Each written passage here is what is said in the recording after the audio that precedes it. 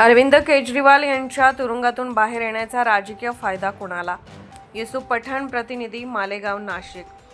दिल्लीतील मद्य घोटाळा प्रकरणात न्यायालयाने अरविंद केजरीवाल आणि मनीष सिसोदिया यांना निर्दोष मुक्त केले आहे. केजरीवाल आणि सिसोदिया यांच्या विरुद्ध कोणतेही ठोस पुरावे नसल्याचं न्यायालयानं म्हटलं.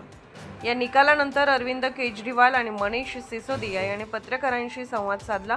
यावेळी केजरीवाल भावूक झाल्याचंही बघायला मिळालं. दरम्यान आता केजरीवाल यांना मिळालेल्या क्लीन चिटनंतर राजकीय वर्तुळात विविध चर्चांना उधाण आलं आहे. केजरीवाल यांच्या बाहेर येण्याने भाजपला राजकीय फायदा होणार का असा प्रश्न उपस्थित केला जात आहे.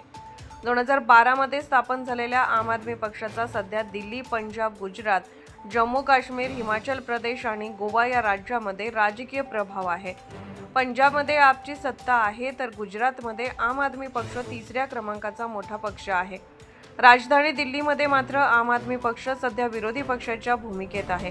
अशातच पुढील 2 वर्षात गुजरात, पंजाब, गोवा आणि हिमाचल प्रदेश या राज्यांमध्ये विधानसभा निवडणुका होणार आहेत. या निवडणुकांमध्ये अरविंद केजरीवाल जोरदारपणे मैदानात उतरण्याची शक्यता आहे. महत्त्वाचे म्हणजे या चारही राज्यात आम आदमी पक्षाचा काही प्रमाणात प्रभाव आहे. पंजाब आणि हिमाचलमध्ये आपची थेट लढत काँग्रेसशी आहे. गोवा आणि गुजरातमध्ये जरी भाजप सत्तेत असला तरी येथे काँग्रेसही तुलनेने मजबूत आहे. त्यामुळे या 2 राज्यातही आपची थेट लढत भाजपशी नाही. त्यामुळे केजरीवाल यांच्या क्लीनचिटमुळे भाजपला थेट राजकीय नुकसान होण्याची शक्यता तशी कमी आहे.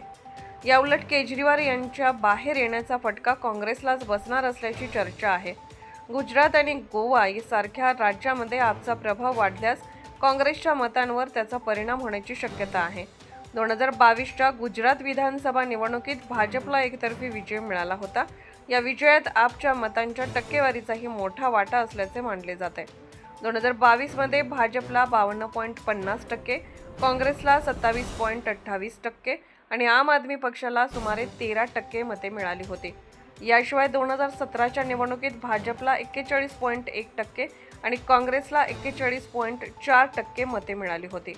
तर आपला मतांचा वाटा केवळ 0.1% होता. म्हणजे 2017च्या तुलनेत 2022 मध्ये आपल्याला मिळालेल्या मताचा काँग्रेसला सर्वाधिक फटका बसला होता. परिणामी काँग्रेसच्या जागा 77 वरून 27 वर आल्या तर भाजपच्या जागा 99 वरून वाढून 156 झाल्या होत्या. Subscribe now and press the bell icon. Never miss an update.